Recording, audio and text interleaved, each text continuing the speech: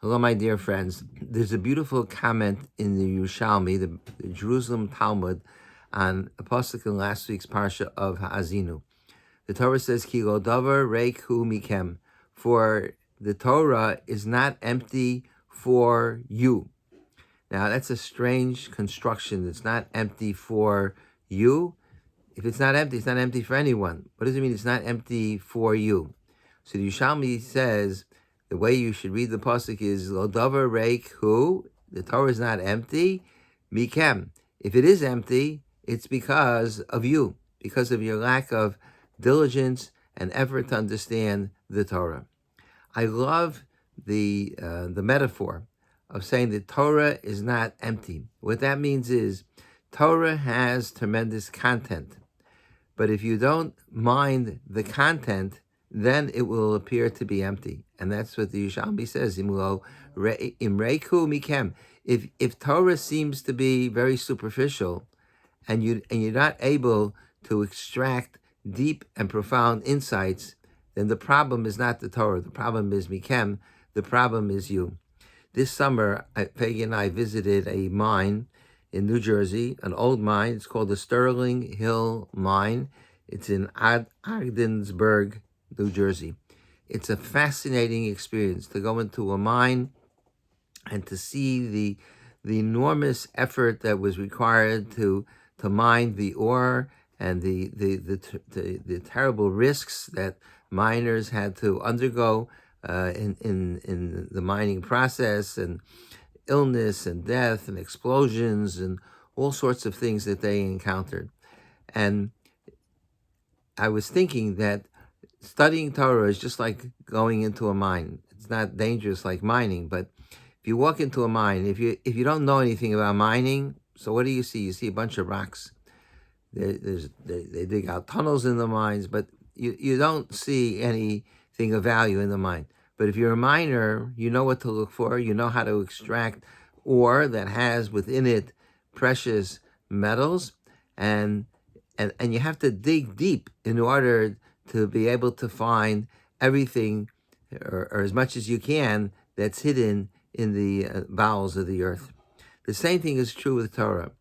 Torah, you could read the words of the Torah and there's the superficial meaning, but there's so much enormous content and depth in Torah that has to be mined. And a person has to make a tremendous effort to understand and appreciate. And it's like mining. You have to read it over again. You have to study it. You have to probe it. You have to think through it. You have to concentrate.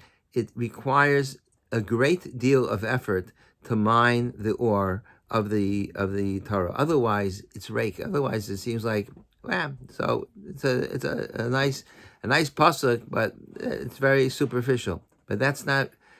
If a person sees it that way, then the Yerushalmi says, "Imreiku mikem." So I want to give you an example of how, just one small example of how much content there is in Torah, from the mitzvah of the Arba Minim, the Lulav and the Esrog, Hadassah, and Aravas, that we are now in the midst of fulfilling. The Medrash says that each one of the four Minim represent a different type of Jew. The Esrog has tam v'reach, it has taste and smell, and that represents Jews who are learned. That's taste is representative of somebody who has substance, and it has smell, which the Yerushalmi says, Medrash says, means people who perform mitzvahs. That's taste and smell. That's the Esrog. A lulav has taste, but it has no smell, because a lulav, a palm tree, dates grow on a palm tree. The dates had tasty, but they don't have smell. They have no fragrance. And a person who's a Talmid Chacham but doesn't perform mitzvahs is compared to a date tree. The Hadassim have fragrance, but they don't have taste. You can't eat a Hadassim. That's people who do mitzvahs but are ignorant of Torah.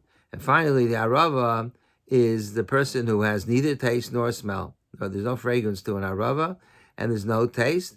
Those are people who are devoid of both Torah and Torah and mitzvahs. So that in itself is a beautiful drasha, and the Yerushalmi concludes by saying that HaKadosh Baruch Hu says that you have to unite, you unite together all four types of Jews. You bring them together. To be Mekem the mitzvah of Luban and Esrog, you have to hold all four species together at the same time, which shows that every single Jew is important, whatever level the person is at, whether he's a Talmid Chacham who's a big tzaddik, or he's a tzaddik but he's not learned, or he's learned but he's not a tzaddik, or he knows nothing and he's not a tzaddik either. Doesn't matter. All the Jews have to be brought together because together they form a symphony of sorts to serve the Ribono Shel Olam, and therefore it's necessary to have every single type of Jew together. When we Mekem the mitzvah, when we fulfill the mitzvah, you can't leave out the Arava. You say, I don't want to use the Aravas. The Aravas, after all, no tam and no reach, no taste and no smell. Those are the people that are completely devoid of Torah and mitzvahs. Who wants to have anything to do with them? No, the Torah says, you know what? If you do that, you're not Mekem the mitzvah. You're not Yotze. You have to do the mitzvah over again. You have to make a new bracha. You can't shake the lulav and esrog without the Aravas. Every single Jew has to be unified as part of Klal Yisrael. So that in itself is a beautiful idea, an idea that shows that it's lo davar reik, that it's the mitzvah of lulav and esrog, and there's an enormous amount of symbolism to the lulav and esrog. That's just one that Chazal say, but there's many others in the Midrashim and the Gemara and in the later Svarim. What is the symbolism of the Arba Minim? And that's the part of the content of the mitzvah of the lulav and esrog. But there's another comment that I want to share with you. The Lubavitcher Rebbe makes a beautiful comment. He says, what do we put next to the Aravos? What goes on the right next to the Aravos? It's the Esrog. The Esrog, which is the Talmid Chacham that is full of mitzvos. You put the Esrog next to the Aravos, which is depleted from everything. So you would think, why are you doing that? The Arava doesn't deserve to be next to the Aravos. The Arava doesn't know anything. He doesn't do anything. Why put him next to the Aravos? Says the Lubavitcher Rebbe, because it's the responsibility of the person who's like an Esrog, a person who's learned, and a person who is full of mitzvos, overflowing with mitzvos. That's who you want to be next to the Arava, because that person will have an impact on the Arava, on the person who is like an Arava, who has no tam and no reach, no fragrance and no taste, totally devoid, but that's who you want to have an impact on. That's what the Lubavitcher Rebbe says. And he also points out that even though we bind together the lulav and the hadassim aravos, we don't bind the esrog. We hold them together, but we don't bind them together. And that's because the esrog, which represents the person with the sterling character and the midos tovos, and he's a tzaddik and a communal leader, and he's a Talmid Chacham, even though you put him together with the Arava, but you don't want him to become like the Arava. You don't want him to be completely bound together with the Arava and lose his singular identity. He has to remain the Talmid Chacham and the tzaddik that he is. He has to remain head and shoulders above the rest of the community. He has to be the leader. But at the same time, you place him next to the Arava so that he should have the maximum impact on the people who are devoid of Torah and mitzvahs. Those are the thoughts of the Lubavitcher Rebbe. So I want to add one more point, and that is that I understand why the esrog is next to the Arava. It's for the benefit of the Arava. You put the esrog next to the Arava.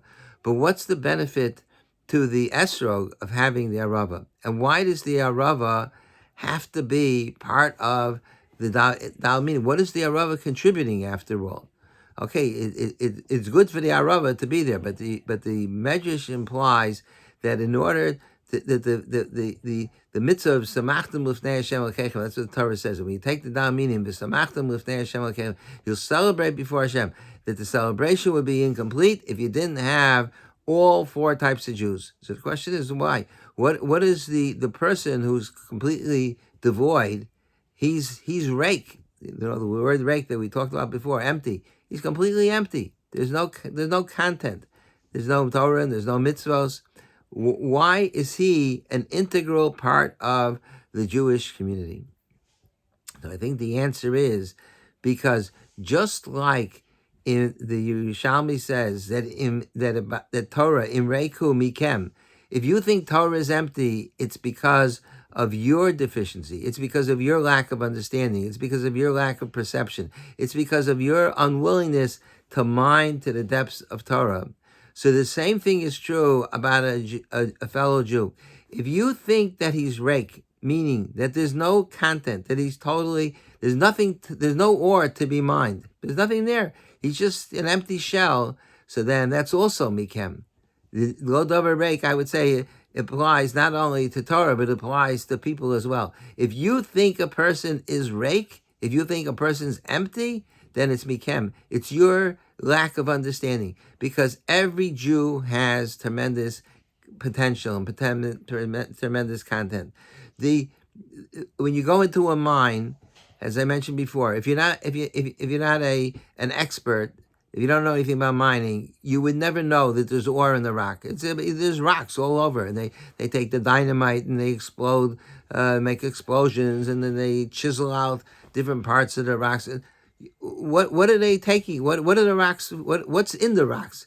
If you're not so you have to. If you're an expert, you take the rock and then they heat it to very intense temperatures, and the precious metals melted and they flow out of the rock.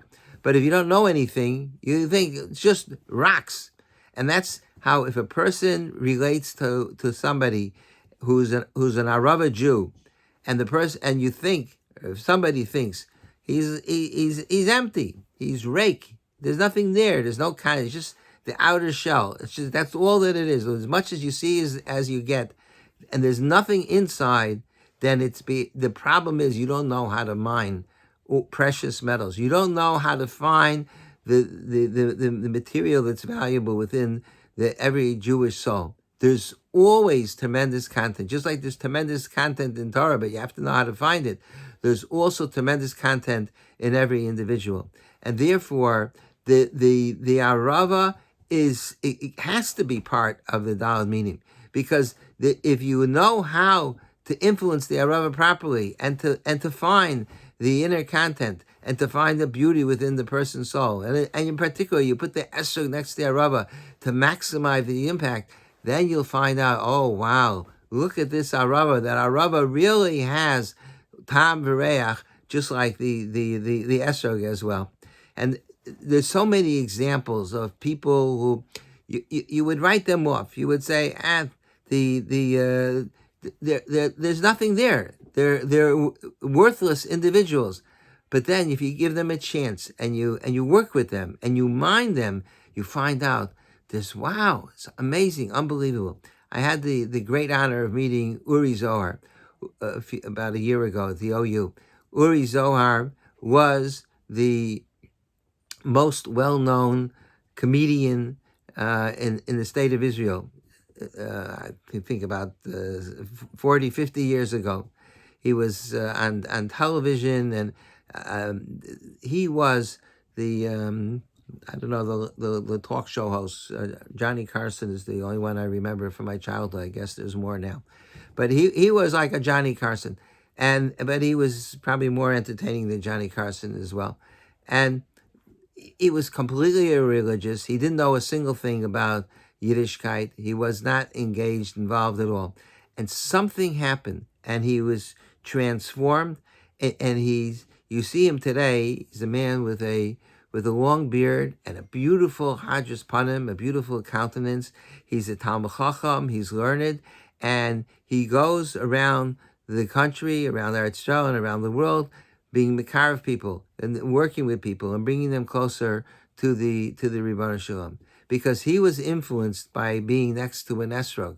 and something changed within him. And all the tremendous potential that was there was suddenly extracted and ignited. I saw a video, Project Inspire, prepared. We have Rabbi Mordechai Trop, who lives in our community, works for Project Inspire. He's one of the leaders of that organization. And they prepared a video for Tisha B'Av about Russian Jewry, and also some amazing stories about Russian Jews who were, the Soviet Union made every effort in the world to cut off the Russian Jews from their heritage and from Yiddishkeit, and the Russian Jews knew absolutely nothing. They had no connection to anything, and then somehow or another, it began with the 6-Day War. There was a spark that was ignited, and so many tremendous people emerged from there, and they with Mesiras Nefesh, with putting their lives in danger to be able to study and to learn and to celebrate Simchas Torah, and they made secret learning programs and secret minyanim. Where did that come from? How did it was out from outer space? The answer is because it was in them all the time. And if somebody would have written off Russian Jewry and said, they're gone, there's nothing there, the response would have been, Imreiku Mekem. If you think they're empty, it's because you don't understand who they are. You don't appreciate the inner greatness of the Jewish soul. So I think that's a beautiful lesson that we could relate, this idea that there's no such thing, Torah is never empty, and people are never empty, and that is reflected in the fact that the Arava is placed next to the Luv, to the Esrog. You give it the most prominent position, because we recognize that in every Jewish soul there's enormous potential and enormous content.